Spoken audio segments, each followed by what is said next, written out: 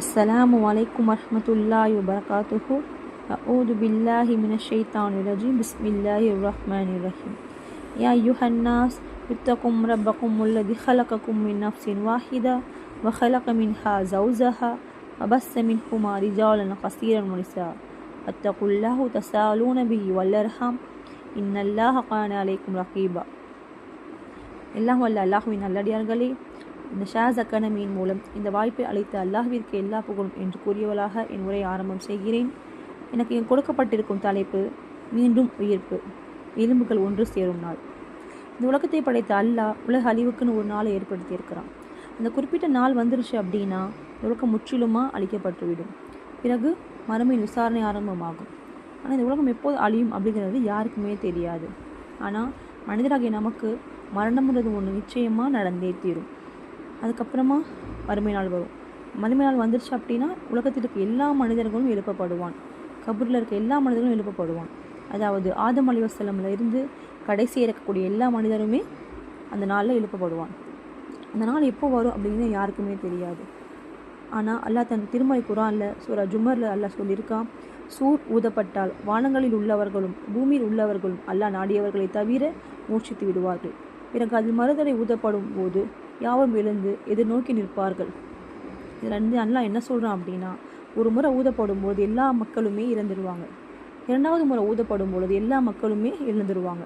அப்படி இருந்தவங்க என்ன கேட்பாங்க அப்படின்னா, எங்களை தூக்கத்திலேருந்து யார் எழுப்புனாங்க அப்படின்னு சொல்லி கேட்பாங்க. அப்போ ஒரு குரல் வரும். என்ன குரல் அப்படின்னா, ரஹ்மான் வாக்களித்ததும் தூதருக்கு உண்மையான கூறியும் இதுதான் அப்படின்னு சொல்லுவாங்க. ஒரே ஒரு பேரொழியை தவிர வேறு எதுவுமே இருக்காது.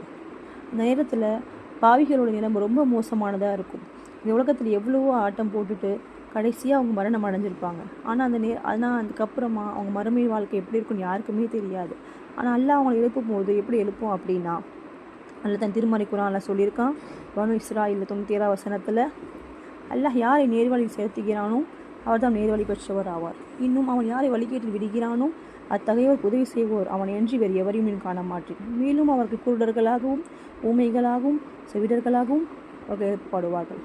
உன் முகங்களில் உப்புற செய்துவிடும்படி கியாமத் ஒன்று சேர்ப்போம். இன்னும் நாம் ஒதுங்கும் இடம் அரங்கமே ஆகும் என அல்லாஹ் அவங்களுக்கு வாக்களிச்சிருக்கான். ஸோ பாவிகளோட நிலைமை இவ்வளோ மோசமானதாக இருக்குன்னு சொல்லி அல்லாஹ் தன் திருமறை குர்ஆனில் சொல்லியிருக்கான். ஆமாம், நல்லவர்கள் எழுப்பப்படும் பொழுது எப்படி எழுப்பப்படுவாங்க அப்படின்னா, ஒரு அமைதியான முறையில் அவங்க இருந்துப்பாங்க. காரணம் என்ன அப்படின்னா, அவங்க உலகத்தில் வாழும்பொழுது இறையச்சத்தோடு வாழ்ந்திருப்பாங்க. ஒரு நல்ல மனிதனாக வாழ்ந்திருப்பாங்க. அதனால் எந்த ஒரு பதட்டமும் இன்றி எந்த ஒரு பயமும் இன்றி அல்லாஹ் எதிர்நோக்கி காத்து கொண்டு இருப்பாங்க. அவங்க எழுந்துக்கும் போது ரொம்ப மன அமைதியோடு எழுந்துப்பாங்க. அவங்களுடைய ஆர்வம் எல்லாம் அல்லாஹ்வை பார்க்க போகிற ஆவல் மட்டுமே அவங்ககிட்ட இருக்கும். மேலும் நபி ஸல்லல்லாஹு அலைஹி வஸல்லம் அவங்க சொல்கிறாங்க, மனிதன் எழுப்பப்படும் பொழுது நிர்வாணமாகவும் செருப்பு அணியாதவனாகவும் விருத சேதனம் செய்யாதவனாகவும் எழுப்பப்படுவான்னு சொல்லி சொல்கிறாங்க. அப்போ ஆயிஷா ரலியல்லாஹு அன்ஹா அவங்க கேட்குறாங்க, அது எப்படி யா ரசூலுல்லாஹ், இது ஆணும் பெண்ணும் பார்த்துக்கொள்ள மாட்டாங்களா அப்படின்னு சொல்லி கேட்குறாங்க. அப்போ நபி ஸல்லல்லாஹு அலைஹி வஸல்லம் அவங்க சொல்கிறாங்க, இல்லை, அந்த டைமில் யாரையும் பார்த்துக்கொள்ள மாட்டாங்க.